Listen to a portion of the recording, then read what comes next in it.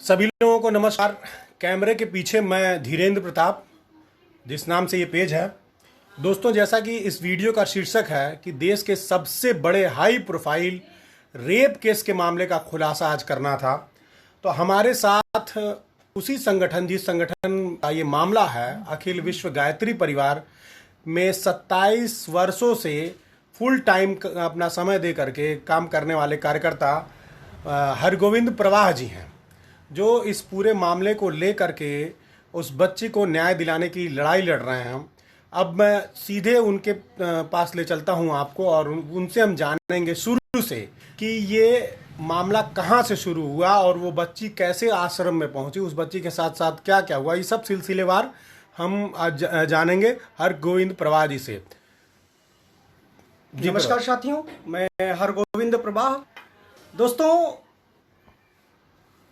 मैं बहुत छोटी उम्र से गायत्री परिवार का कार्यकर्ता बन गया और गायत्री परिवार में सेवा देते हुए अब तक मुझे 27 साल हो चुके हैं। साथियों, अभी जिस घटना पे हम बात कर रहे हैं, जिसके लिए हम लोग लाइव हैं, वो इस संस्था के भीतर घटने वाली एक ऐसा जघन्य कृत्य है जो इस संस्था के चरित्र के विपरीत, इस संस्था के उद्देश्यों और इस संस्था के संकल्प के विपरीत आप सभी के सामने आया है। मैं आपको बताते चलूं कि 2010 में छत्तीसगढ़ की एक युवती, जिसकी उम्र उस समय मात्र 14 साल थी, जिसके घर की आर्थिक स्थिति इस लायक नहीं थी कि वहां शिक्षा दीक्षा उसको मिल सके, उसका पालन पोषण ठीक से हो सके, ऐसी स्थिति में गायत्री परिवार के एक कार्यकर्ता उस बच्ची को यह बता करके कि तुम हमारे केंद्र में चलो और वहां तुम्हारे जीवन को बेहतर बनाने के लिए जो भी आवश्यकताएं होंगी उसकी पूर्ति हम करेंगे।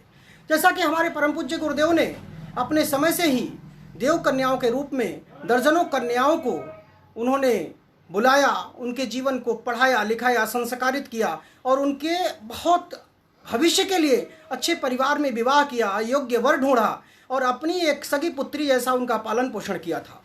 लेकिन परिस्थितियां बदली हैं।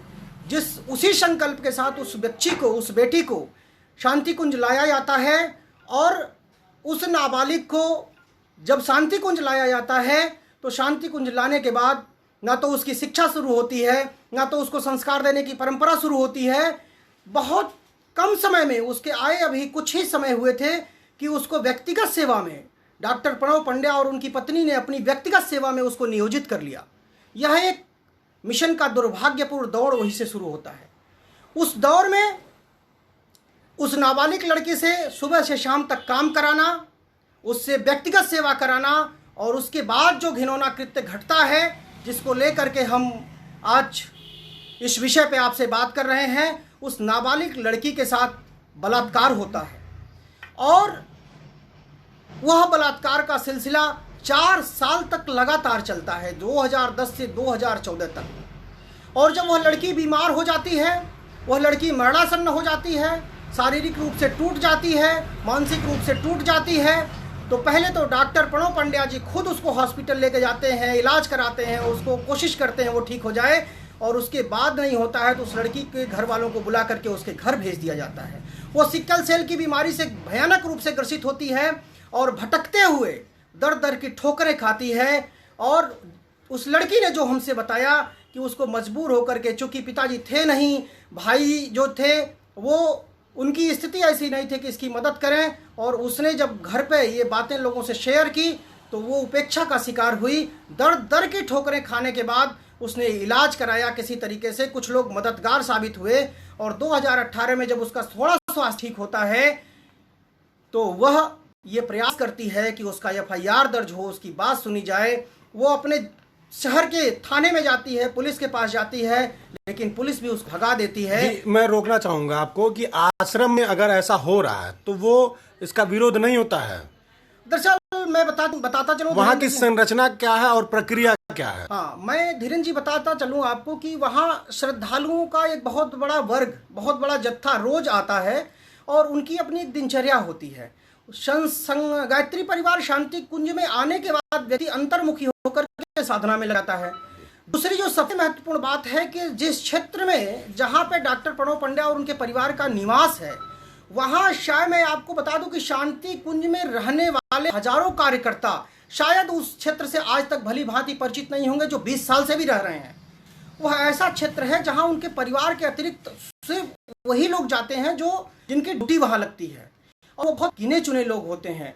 गुरुजी के समय में गुरुजी ने कहा था कि आधे, गुरुजी लिखित रूप से इस बात को, उसका पेज हमारे पास है, उसका प्रमाण हमारे पास है कि गायत्री परिवार में ऊपर आधे से अधिक उम्र की महिलाओं को रखा जाए। ये गुरुजी ने लिखवाया था अपने लोगों से। यानी कि जो अभी प्रणव पांड्या जी हैं, जहां वो रहते हैं आश्रम में, ये आश्रम कहाँ पर स्थित है? शांति कुंज हरिद्वार। शांति कुंज हरिद्वार में एक अलग जगह बनी हुई है जहां पर केवल आधी उम्र को महिलाओं को ही रखा जाना। गुरुजी ने ऐसा नियम बनाया था कि वहां आधी से अधिक उम्र की महिलाएं रखी जाएं, क्योंकि स्वयं सेवकों का भोजन बनाना और भी तमाम ऐसे काम थे, और साथ में वहां अखंड जप चलता है। उस अखंड जप में भागीदारी के लिए सिर्फ महिलाओं को अनुमति है। तो गुरुजी ने आधी से अधिक उम्र की महिलाओं को उसके लिए रखने की अनुमति प्रदान की थी। गुरुजी के शरीर छोड़ने के बाद, माताजी के शरीर छोड़ने के बाद, ये किस साजिश के तहत नाबालिग बच्चियों को रखा गया, ये बहुत गंभीर और जांच का विषय है। ये बहुत गंभीर और जांच का विषय है। और उन नाबालिगों को लाया गया। मैं ये प्रश्न पूछना चाहता हूं डॉक्टर प्रणव पांड्या जी से कि जिन नाबालिग लड़कियों को आपने ऊपर रखा, उसको किस विद्यालय में आपने दाखिला दिलाया, कहाँ, किस विद्यालय में आपने उसकी पढ़ाई कराई, किसने, कितने कोचिंग सेंटर में उनकी पढ़ाई के लिए आपने उनको भेजा, बाहर क्यों नहीं वो लड़कियां जाती हैं, उनकी शिक्षा सिस्टम में क्यों नहीं हुई जिसके लिए उनको लाया जाता है, बता करके। मित्रों, ये बहुत गंभीर विषय है। नाबालिग बच्चियों से काम कराना एक संवैधानिक अपराध है, और डॉक्टर प्रणव पांड्या ने बलात्कार के साथ साथ उनके परिवार ने वह भी अपराध किया है। नाबालिग बच्चियों को इन्होंने अपने व्यक्तिगत सेवा के लिए उपयोग किया है, और उनको छल प्रपंच के साथ लाए, झूठ बोला उनके घर वालों के सामने कि हम इनके जीवन को बनाने के लिए ले जा रहे हैं, जबकि इनका व्यक्तिगत स्वार्थ था। और उस क्षेत्र के लड़कियों को चुना। आप छत्तीसगढ़ के लोगों से परिचित हैं। गायत्री परिवार में हमारा छत्तीसगढ़ वह आधार स्तंभ है जो मिशन को ताकत प्रदान करता है, मिशन को जहां शारीरिक बल की जरूरत होती है, जहां संगठन की जरूरत होती है। जिस बच्ची का मामला सामने आया है और आप उसको ले करके उसको न्याय दिलाने की लड़ाई लड़ रहे हैं, वो उस बच्ची का क्या कहना है? उसने क्या बताया कि उसके साथ कैसे क्या हुआ? देखिए, उस बच्ची के साथ हमारा संपर्क अब से 1 साल पहले, 1 साल से कम ही हुआ। एक गायत्री परिवार के ही जीवनदानी कार्यकर्ता जो मनमोहन सिंह जी हैं, देव संस्कृति विश्वविद्यालय में वो प्रोफेसर हैं, और उन लड़की ने उनसे संपर्क किया। उन्होंने मुझे इस लड़की के बारे में बताया। लड़की बताती है, जब वो बात करती है, बात करना मुश्किल होता है उससे, उसकी आंखों में सिर्फ आंसू होता है, आंसुओं का सैलाब होता है, कलेजा फट जाता है जब आप उससे बात करते हैं। तो स्थिति ये होती है, वो कहती है कि हमको बुलाया गया था, हमको यहाँ लाया गया था पढ़ने के लिए, भविष्य बनाने के लिए, लेकिन मेरे भविष्य को बर्बाद कर दिया गया, मेरी जिंदगी को बर्बाद कर दिया गया, मेरी जिंदगी के साथ खेला गया। और यह कह करके वो फूट फूट के रोने लगती है हर बार। जी, उसने कुछ बताया कि कैसे उसके साथ रेप हुआ? देखिए, रेप के पूरे घटनाक्रम को एफआईआर में लिखा गया है, लेकिन उसने जो बताया, चूंकि मैं एक पुरुष हूं, मैं उस बात को यहाँ व्यक्त नहीं कर सकता, लेकिन उसको काफी ऊपर डॉक्टर साहब के कमरे में काफी देने के लिए उसको भेजा गया। काफी वो रखते हैं, उतनी देर में डॉक्टर साहब उठ के कमरे का दरवाजा बंद कर देते हैं और उसको खींच करके बिस्तर पे पटक के उसके साथ बलात्कार करते हैं।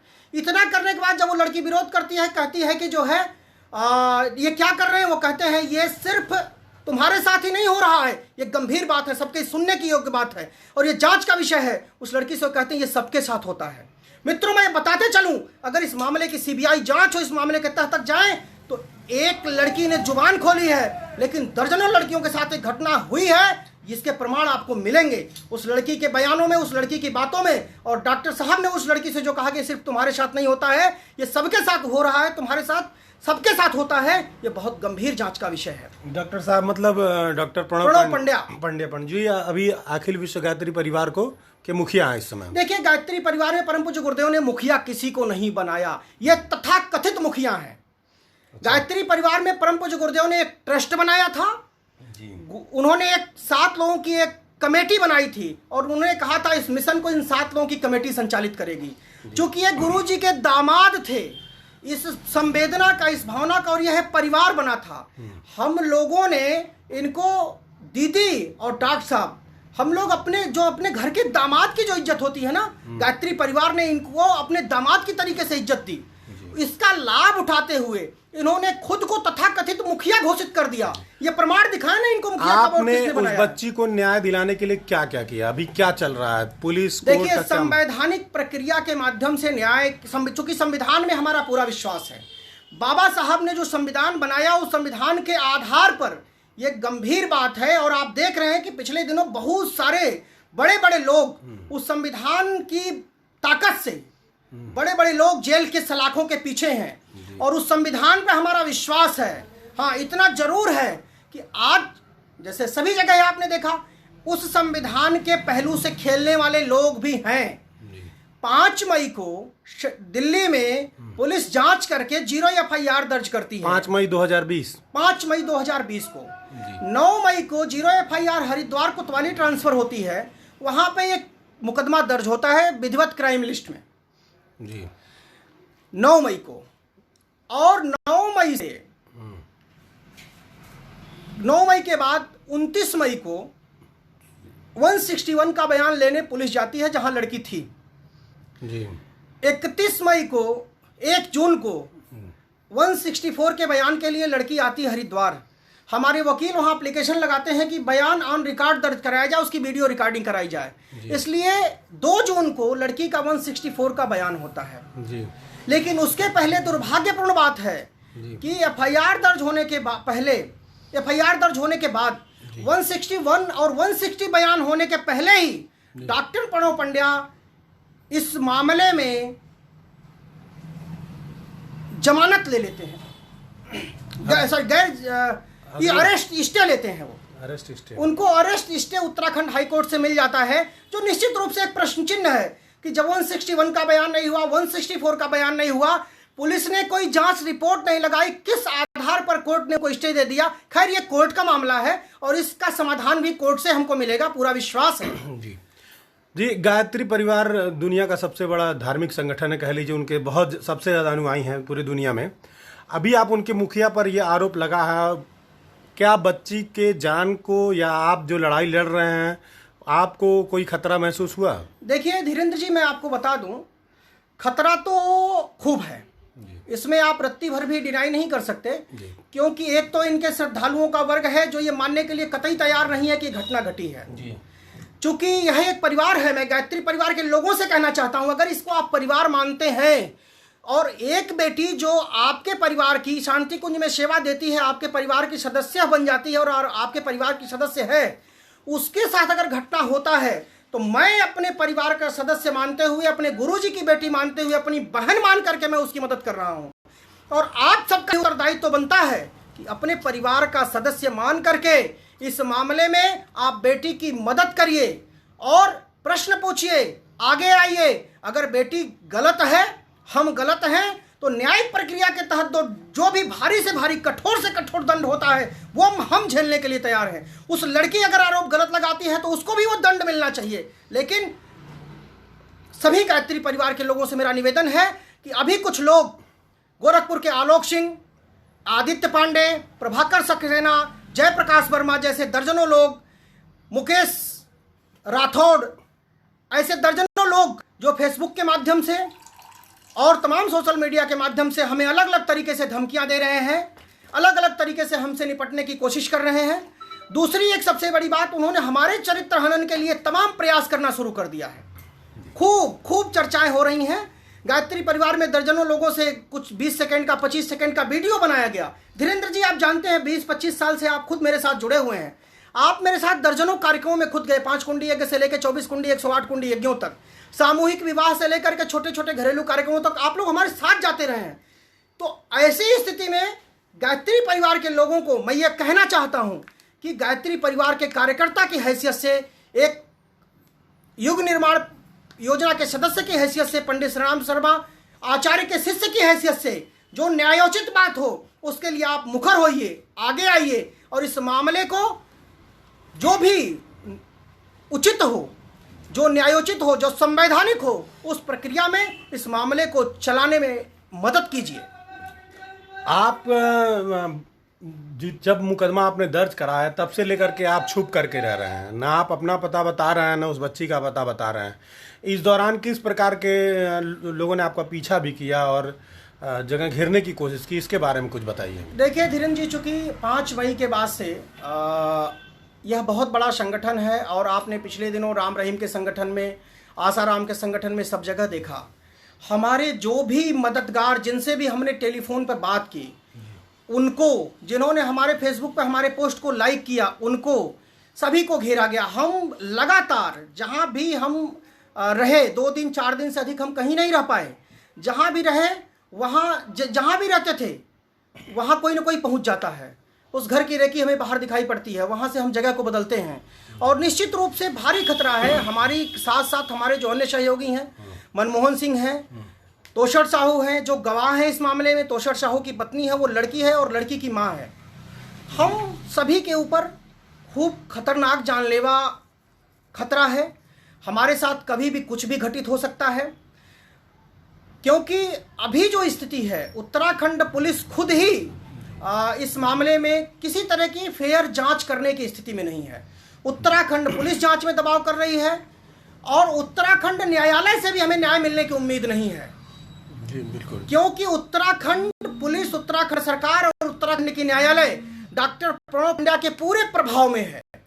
और तो और इस संगठन से जुड़े दुनिया भर में जो प्रभावशाली लोग हैं, जो मैं ये कहूँगा उनकी संख्या बहुत कम है, क्योंकि गायत्री परिवार का बहुत बड़ा वर्ग जो करोड़ों की संख्या में है, खुद को ठगा महसूस कर रहा है। वह चुप है, वह मौन है। फिर भी कुछ दर्जन भर लोग जो किसी भी स्तर पर तक जाने के लिए, मरने मारने के लिए, हर स्तर पर जाने के लिए तैयार हैं, वो दर्जन भर लोग इस पूरे मामले को प्रभावित करने के लिए जो भी धन को पाने के तरीके से बाहर है। गायत्री परिवार में लड़कियों का शोषण हो रहा है, ये बात आपको कब पता चली? देखिए, मैं ये बहुत दबी जुबान से ये चर्चा बरसों से होती रही है शांति कुंज में कि डॉक्टर प्रणव पंड्या एक अपराधी प्रवृत्ति का व्यक्ति है। डॉक्टर प्रणव पंड्या के घिनौने चरित्र को लेकर के महाकाल मिशन का चीर हरण और महाकाल की अंतर वेदना करके एक परिजन ने एक किताब प्रकाशित की 2 खंडों में। उसमें उसने डॉक्टर प्रणव पंड्या के चरित्र को खोल के रख दिया है। वो सभी को पढ़ना चाहिए, देखना चाहिए। और बरसों से इस बात की चर्चा होती रही कि कुछ तो गड़बड़ है, कुछ तो गड़बड़ है। और डॉक्टर प्रणव पंड्या के चरित्र को जब उस किताब को पढ़ेंगे तो मैं बताया ना, मैंने अभी पीछे ही कहा है कि अगर इस बात की सीबीआई जांच हो तो 2 दर्जन से अधिक लड़कियों के साथ डॉक्टर प्रणव पंड्या ने बलात्कार किया है, ये तथ्य साबित हो जाएगा। आपको कैसे पता चला? आपको कहाँ से पता चलना शुरू हुआ?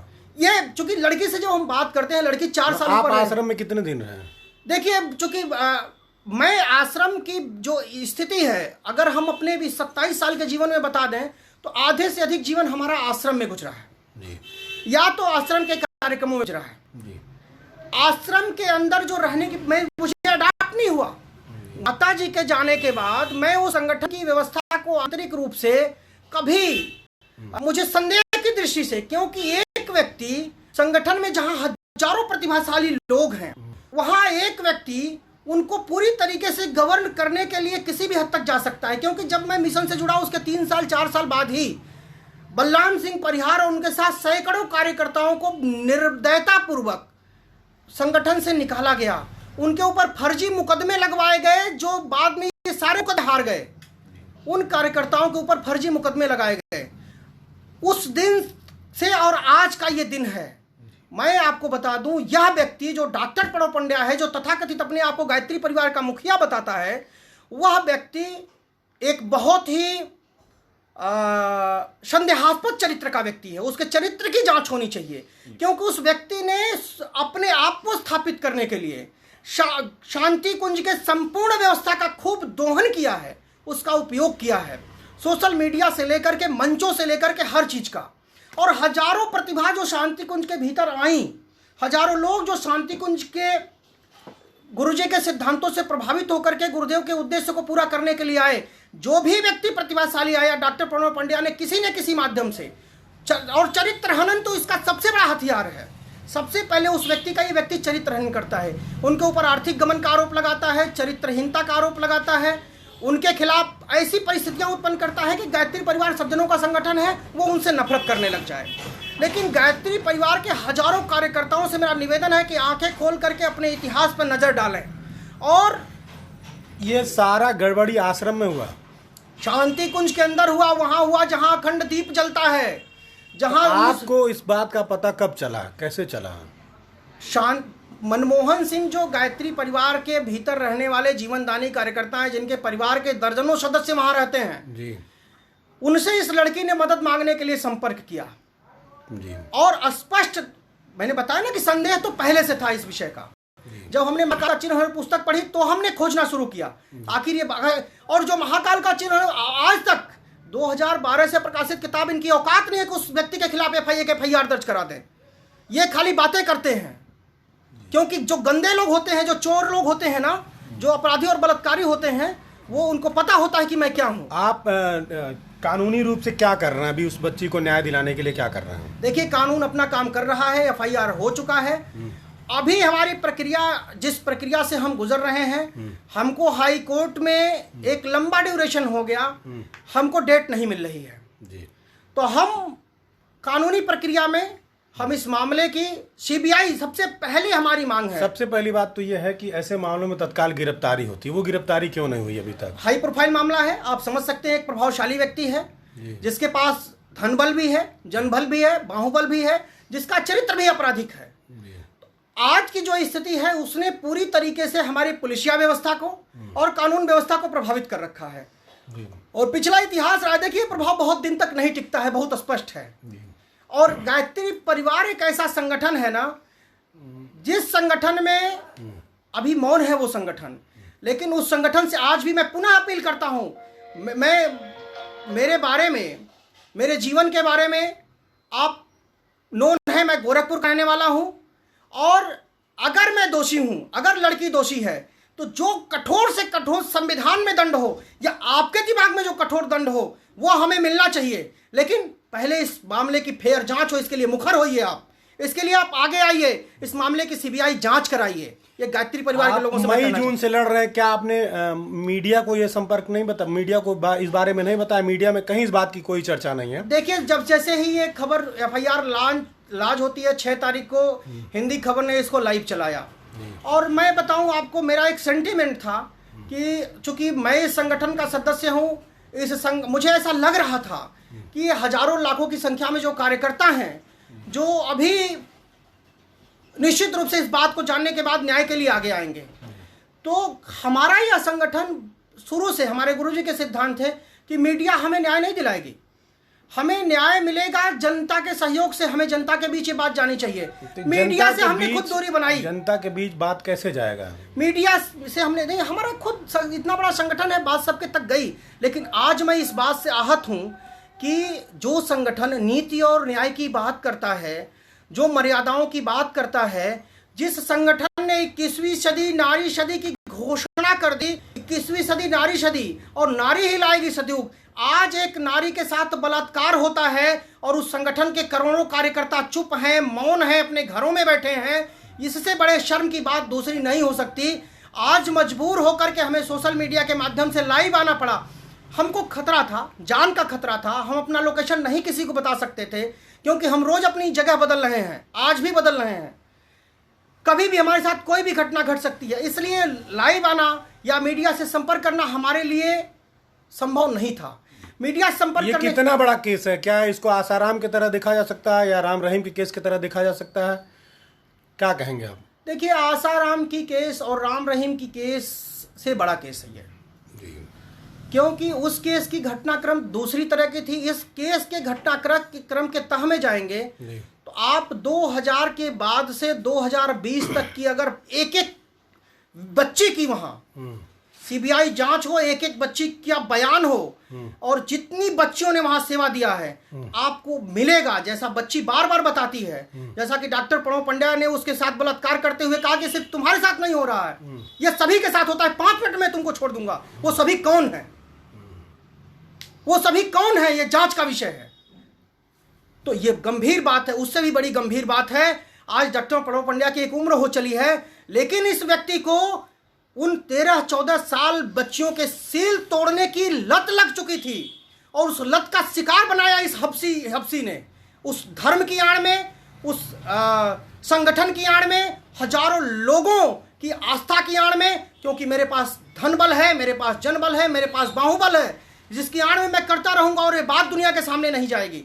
लेकिन पाप छुपता नहीं है, पाप धरती फाड़ के निकलता है, और आज डॉक्टर प्रणव पंड्या का पाप धरती फाड़ के निकला है। मैं देश के युवाओं से एक अपील करना चाहता हूं, जो ये सुन रहे हैं, धीरेन्द्र जी के साथियों से अपील करना चाहता हूं, जो भी जिनके अंदर खून में उबाल है, जिनके भीतर गर्मी है, न्याय के लिए आगे आए, सरकार के ऊपर दबाव बनाएं। ये मामला दबना नहीं चाहिए, नहीं तो आप हमारे मर जाने के बाद आप आगे आएंगे। निश्चित रूप से मैं आपको बता दूं, अब तो हम इस मामले में मरने के लिए भी तैयार हैं।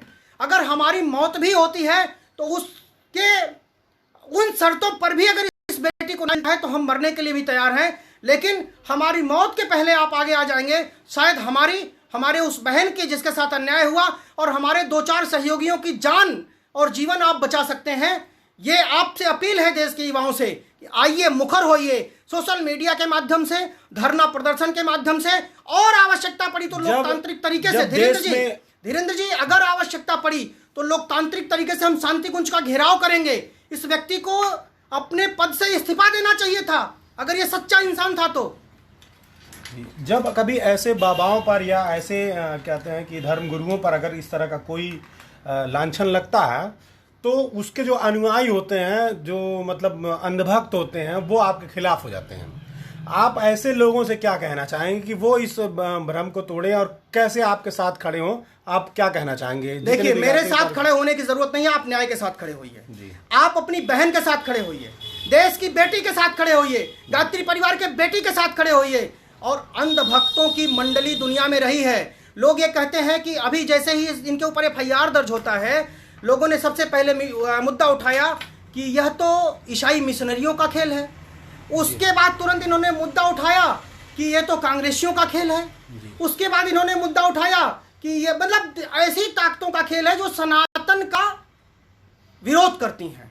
मित्रों, मैं आपको आश्वस्त कर दूं, इसमें अगर ये झूठ, ये दावा साबित कर दीजिए कि 1 रुपया भी हमें ईसाई मिशनरियों से मिला है, 1 रुपया भी कांग्रेस के किसी व्यक्ति से मिला है, एक जति भर भी किसी से सहयोग मिला है, तो जो आप सजा देंगे वो मंजूर होगा। यह गायत्री परिवार के कार्यकर्ताओं द्वारा लड़ी जाने वाली लड़ाई है, और यह न्याय की लड़ाई है, अपनी बहन को न्याय दिलाने की लड़ाई है। और वह लड़ाई है जिस लड़ाई को हमारे गुरुदेव ने शुरू किया था, जिस लड़ाई को हमारे परम पूज्य गुरुदेव ने। गायत्री परिवार कितना बड़ा संगठन है? देखिए, कहने के लिए तो डॉक्टर प्रणव पंड्या कहते हैं कि गायत्री परिवार के 15 करोड़ लोग हैं, लेकिन मैं इस बात को नहीं मानता। अगर 15 करोड़ लोग इस गायत्री परिवार के होते तो गुरुदेव के सिद्धांत अब तक दुनिया में युग निर्माण कर चुके होते। निश्चित रूप से एक बड़ा संगठन है। टर्नओवर कितना है इस संगठन का? आर्थिक मुद्दों पे मैं बात नहीं कर पाऊंगा, क्योंकि उसका एक जो प्रमाण है वो मेरे पास नहीं है। वह एक गोपनीय विषय है जिसको कभी हम लोगों ने किसी ने भी जानने की कोशिश नहीं की। हम अपने हिस्से का एफर्ट करते रहे। क्या चल रहा है, हमको अपने संगठन के व्यवस्था पे बड़ा विश्वास था और विश्वास है भी, क्योंकि आज भी गायत्री परिवार का आदमी रोड के अन्य लोगों से बहुत ही अच्छा और शानदार व्यक्ति है। लेकिन अगर वो इस मुद्दे पर मौन है तो वह शानदार होना हमारा निरर्थक साबित होगा। अगर आप अपनी बहन को, अपनी बेटी को, अपने घर की बेटी को, अपने मिशन की बेटी को न्याय दिलाने के लिए आगे नहीं आ पा रहे हैं, तो दुनिया के लिए आप कुछ कर पाएंगे या करेंगे, यह बहुत ही संदेह पैदा करता है। तो प्रभात जी, धन्यवाद। आप जो लड़ाई लड़ रहे हैं, वो निश्चित तौर पर देश में बहुत सारे लोगों ने लड़ने की कोशिश की, वो मारे गए, लेकिन उसके बावजूद आपको भी धमकियां मिल रही हैं। और इतने बड़े व्यक्ति, इतने बड़े मतलब धन बल और संगठन के बल से मजबूत व्यक्ति के खिलाफ आप लड़ाई लड़ रहे हैं। चूँकि यह मामला एक बच्ची से जुड़ा हुआ है, उसके आत्म मान सम्मान से जुड़ा हुआ है, और आज उसके जान को भी खतरा है, आपके भी जान को खतरा है, लेकिन फिर भी आप यहाँ पर आए, समय दिए, अपनी बात लाइव होकर के लोगों तक पहुँचाएं। मैं उम्मीद करता हूँ कि ये बात लोगों तक पहुँचेगी और लोग इस लड़ाई में आपका साथ देंगे। गायत्री परिवार में जो भी अंधभक्त लोग हैं, वो लोग, उन लोगों की बुद्धि खुलेगी और वो इस मामले में खड़े होकर के सवाल पूछना शुरू करेंगे। तो अभी के लिए धन्यवाद।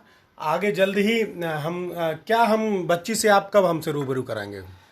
देखिए धीरेन्द्र जी, बच्ची बहुत डरी सहमी हुई है और कई बार उसका हौसला टूट जाता है, वो बिलक बिलक के रोती है, क्योंकि आज उसकी माँ और वो बेटी हमारे साथ हैं।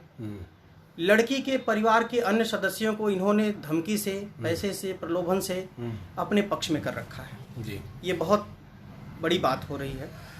लड़की जब भी लाइव आने की बात होती है या कहीं बाहर तो लड़की बुरी तरीके से डर जाती है जी। क्योंकि जैसे ही 6 मई को FIR के बाद लड़की मीडिया में लाइव होती है तो उस लड़की को एक बात का भय है कि मैं 25 साल की हो रही हूँ, मेरे विवाह का, मेरे जीवन का, मेरे भविष्य का, मेरे पास कोई आर्थिक सहयोग की कोई स्थिति नहीं है। यही बात सोच करके सारी लड़कियां चुप रहती हैं। ये लड़की बहुत ही बहादुर लड़की है, मुखर तो हुई, लेकिन चूंकि हमारा अपना एक हमारी मर्यादा है। मैं गायत्री परिवार के बहनों से ये निवेदन करूंगा कि आप अपने जैसा समझ करके उस लड़की की भावनात्मक रूप से उसका सपोर्ट अगर गायत्री परिवार के बहनों का मिलेगा तो शायद लड़की और अच्छे से सामने आएगी। फिर मान लीजिए आपकी कोई मदद करना चाहे तो कैसे संपर्क करें? मेरा नंबर है 9455 911 511।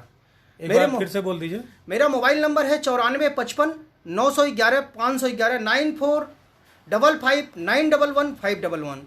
इस नंबर पे मेरा व्हाट्सअप है। अगर आप मेरा फ़ोन कभी, क्योंकि मैं बाहर जब रहता हूँ, मेरा लोकेशन और परिस्थितियाँ, क्योंकि बहुत सावधानी से भगवान की कृपा और आप सब धीरेन्द्र जैसे मित्रों के सहयोग से मैं अभी तक सुरक्षित हूँ और आगे भी आप सभी के सहयोग से मैं सुरक्षित ही रहूँगा, मुझे पूरा विश्वास है।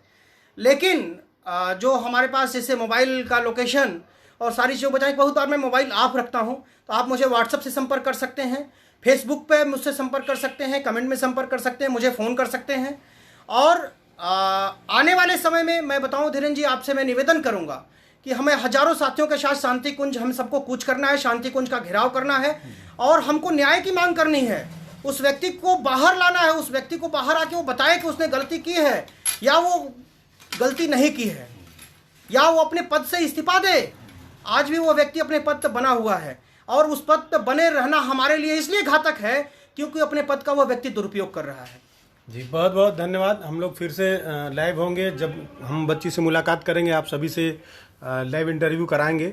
लेकिन अभी उस बच्ची का एक वीडियो है, क्या नाम उनका, मैडम का जो समाज से, योगिता बयाना मैडम हैं, उनके पेज पर उन्होंने उनका इंटरव्यू लिया था और जा करके काउंसलिंग की थी बच्ची की, सच जानने की कोशिश की थी। तो ट्विटर पर, फेसबुक पर योगिता बयाना जी को आप सर्च करके उस बच्ची का बयान सुन सकते हैं।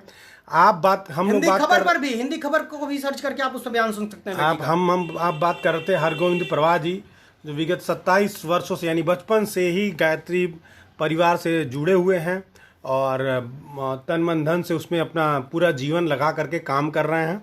और जब इस तरह का मामला आया है और उनके संज्ञान में आया, उन्होंने अपने स्तर से सर्च किया, पड़ताल की, तो बच्ची भी सामने आ गई, मिल गई और ये FIR दर्ज करा करके न्याय के लिए दौड़ रहे हैं। और हम आप सबसे उम्मीद करेंगे कि आप इनका साथ दें। आपको मोबाइल नंबर इनका मिल ही गया है और आगे हमारी बातचीत होती रहेंगी। इस मामले में जो भी अपडेट होगा हम आपको देते रहेंगे। और चूंकि मीडिया इसको दिखा नहीं रहा है, मीडिया को ये दोषी नहीं मान रहे हैं, लेकिन मीडिया को इसको कवर करना चाहिए। जैसा कि आसाराम राम रहीम का मामला कवर किया था, लेकिन हर बार की तरह मीडिया को भी बहुत बड़ा विज्ञापन मिलता है ऐसे लोगों से। और जो व्यक्ति प्रधानमंत्री तक पहुंच रखता हो, बड़े बड़े नेता उसके चरण छूते हों, बड़े मुख्यमंत्री कई प्रदेशों के उससे जुड़े हुए हैं, तो उससे लड़ना बहुत बड़ी बात होती है। तो हम आपसे अपील करेंगे कि आप सब हरगोविंद प्रभा जी के साथ खड़े हुए ताकि उस बच्चे को न्याय मिल सके। और पूरे देश में जो बच्चियों को बरगला करके ऐसे आश्रमों में लाया जाता है कि उनकी शिक्षा दीक्षा होगी या उनका शादी विवाह करा दिया जाएगा, उस पर उसके साथ जो बच्चियों का शोषण होता है इस आधार पर, उस पर रोक लगेगी। आप सभी लोगों को बहुत बहुत धन्यवाद। प्रणाम सभी को।